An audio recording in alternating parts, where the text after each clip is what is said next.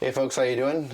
King here, and in this video I'm going to answer a contest thread from user 1204Willow. That's Maggie. She started this thread because she passed 100 subs, and congratulations to her. It's a great feeling when you've reached 100 people who are interested in the videos you make and the records you show. So it's a fantastic accomplishment and a great feeling. I don't know Maggie too well. To me, she's new to the VC because I've only seen a few of her videos. But what always draws me to her is just her love for the VC and the excitement of just becoming a vinyl collector. She reminds me of myself when I first joined the VC 2 years ago. When I first joined the VC, I only had about 60 to 70 records. And here we are, fast forward to 2 years later, or almost 2 years later, and I'm pushing 1,000 records. I filled this whole bookcase. I will have a little half shelf over here that's pretty much full. Yeah, I'm pretty much at 1,000 records now, and it's all because of VC. When I started, I didn't even have 100. So Maggie reminds me a lot of myself. That there's just that enthusiasm of finding something like as cool as the VC and vinyl, collecting vinyl records. I remember when I first joined the VC, I used to go to my vinyl store with a shopping list, and I would just pick records and try to fill that whole shopping list. And when I would come home, I wouldn't even listen to them. I would fire up the camera and just start talking about it, even though I haven't listened to them yet. I mean, I still do that now. Nothing's really changed, but just that enthusiasm when you first join the VC and how fantastic and how wonderful it feels. It makes me remember that within myself 2 years ago. So I'm really glad to be answering this thread for her. Okay, her idea for the thread was music we listen to when we've had a bad day. And when I've had a bad day, music listening is kind of bottom on the list. I'll hit two things first. Number one, I have to take a long run, a jog, at least 3 miles. To me, running is the number one best way to relieve stress, or just make yourself feel better after a hard day. You go out and you do a 3 to 4 mile run, and you run it hard too.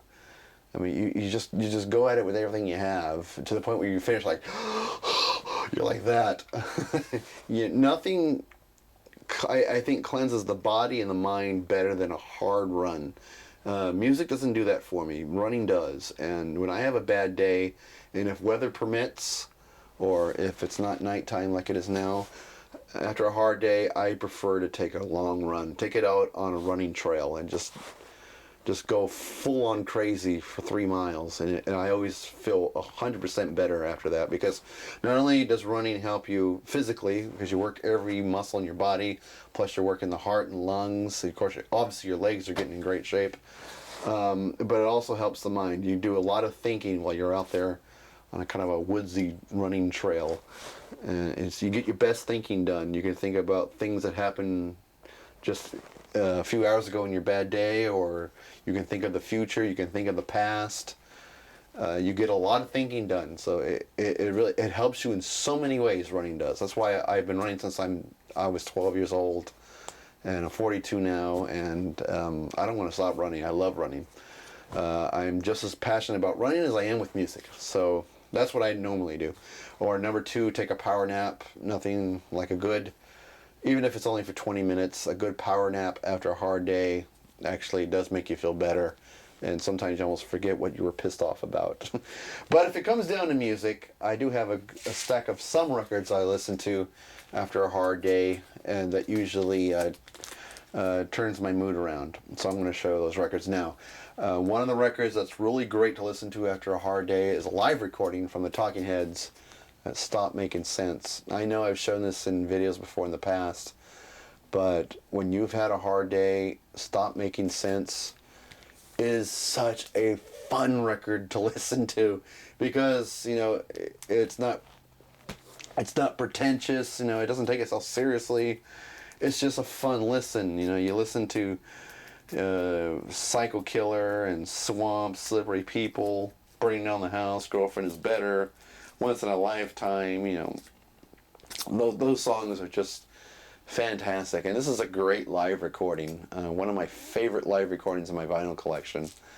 So, you know, just the fun dancey rhythms on this album is almost essential for listening when you've had a bad day.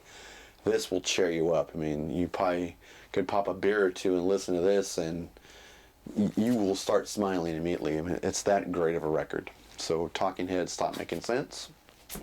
Also, from Earth, Wind and Fire, All in All.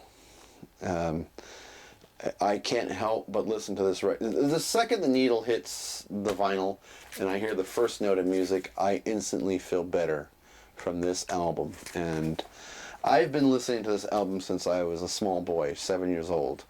My family had this on 8-track. We had a home stereo, and when I was 7 years old, I'd hook up to these big 70s headphones that took up about half my head with a big telephone cord into the stereo. I would listen to this 8-track non-stop. This is literally the first album I connected with, period. You know, I was 7 years old when this album came out. We had it brand new on 8-track, and when I started listening to this, I instantly connected to every song on here. This is the first album that actually would reach me, and so because of that, it's a very special album to me. So when I started this vinyl collection, I made sure this is one of the first records I went after. I had to make sure this was in the vinyl collection, and because I love this gatefold. I mean, this gatefold is so gorgeous. And I heard that the meaning of this is, you see all those religious symbols that you see in the picture there? Well, they're all supposed to fall under one God. So it's like everything in the world falling under one God is what this is supposed to mean. And I always thought that was so deep from a record that was so commercially successful back in its days. And the music on here is so uplifting. Once I hear the opening note to this, which is, I believe, Serpentine Fire, I instantly feel great. Songs like that, Jupiter, Be Ever Wonderful, Fantasy is actually on here as well. I instantly feel good. I mean, from the inside out, I feel good. So this is probably one of the best records to listen to when I've had a bad day. I throw on this one, and I am one happy guy. And you can't get the smile off my face. Another one is from Rush, another live recording, which is Exit Stage Left. One of the first Rush albums I bought on cassette way, way, way back when I discovered them when I was 19 years old, back in 1989. I had this in a show of hands, only because this album had a little bit of everything from various Rush albums, even though they were live recordings. You know, they were cuts from various Rush albums, so I figured instead of buying multiple albums, I could just buy this one, and it'll cover quite a few records. And this is just a fantastic live recording. I actually spun this a few days ago. I spun the first record. This is a 2-record set, so I spun the first record on it, and just instantly was taken back to 1989 when I first discovered this record. I was fresh out of high school. I was taking drums more seriously, and this was the perfect album to discover around that time. And Spirit of Radio, Red Barchetto, YYZ, Closer to the Heart, Jacob's Ladder, Beneath, Between, and Behind. Those are the kind of things that really put a smile to my face, and as well as, The Trees, Xanadu, Free Will. It's such a great album, a great live album. It really inspired me to take drums real seriously and learn crazy technique that Neil Peart plays. I mean, I'm not as good as Neil Peart on drums, but man, this record does instantly cheer me up. I mean, it's not exactly happy music, but the memories that are attached to this record always bring me to a really great place. So if I'm having a bad day and I throw this on there, I'm instantly taken back to when I was 19 years old and first discovered this band and Neil Peart and his drumming and this music and this fantastic live record. It cheers me up instantly. Excuse me. Another one, great 80s record is The Power Station. Their only album, and this is my sealed copy, and it's still sealed. I've never opened this one. I have a second copy that's, of course, is open. That's one I always listen to. This is my sealed copy of The Power Station, and every song on here I love so much. This is a powerhouse of a record. I'll never get over how good this album is, and I love the drumming from Tony Thompson. Tony Thompson's drumming sounds so fantastic on this record. I can't help but be inspired by the music on here and his drumming. And not only that, but like I said, every song on here, every song on side A is a killer. Some Like It Hot, Murderous, Lonely Tonight, Communication, all great songs. Bang a Gong is like, by then I'm already 2-3 beers into this record. And by the time I make my way to Bang a Gong, it's party time. As well as Go to Zero and Harvest for the World is such a great song. I would say the weakest song on here is Still in Your Heart, and even that song's pretty damn good. The Power Station, just a great record. I mean, it gets made fun of a lot because it's such an 80s album, but man, is this good, and this will always lift me out of a bad day, without a doubt. Another one, not so much the album, but one particular song on here really lifts me up. It's from Howard Jones. The name of the album is Dream Into Action, but the name of the song that really picks up my spirits is Life in One Day. It is just a really happy, reggae influence, but definitely an 80s pop song. Really uplifting, really upbeat, and it's such a fun listen. I love listening to Life in One Day. I actually burnt it to a CD when I'm on my deliveries and I'm behind schedule and I have to hurry, and I'm usually hitting traffic jams or there's accidents on the freeways and I'm getting behind schedule, I'm getting stressed out. I pop on the song Life in One Day, and I gotta admit, it does cheer me up. It keeps my stress level really down. Life in One, I mean, this is a great album to begin with, but that song in particular is so happy and so positive and so uplifting that if you hear it, you have to be at least a little calmed down if you're having a bad day. So Life in One Day is a perfect song to listen to when you're really having a shit day. And these two albums from this band, I was only going to show one album from this band, but both of these are so good, I decided I'm just going to show them in one showing. It's from Van Halen, and it's the album 5150 and For Unlawful Carnal Knowledge. Both of these albums are really uplifting. The two songs in particular that really cheer me up are Dreams, Summer Nights, and the title track 5150. Both those songs are so positive, so upbeat, and plus they fucking rock. You can't help but feel better about yourself. I mean, there's other songs too as well as Get Up and Good Enough. But the three that I mentioned, Dreams, Summer Nights, and 5150, are just great songs from Van Halen. Probably one of my favorite Van Halen songs. I mean, I want to say this. I mean, I will say this is my favorite Van Halen record above anything from the David Lee Roth era. This is my favorite Van Halen record. I mean, I go to this so much, and every time I go to it, my mood is elevated so much. So this is such a good, upbeat, positive record to listen to. As well as For Unlawful Carnal Knowledge. It was produced by Andy Johns, who passed away recently, who produced, Led Zeppelin. He's also produced some Rolling Stones records, and he also produced this one in his day. And this is a fantastic album. Kind of hard to find on vinyl, but I still remember the day the song Pound Cake, which was the first single from here, was released.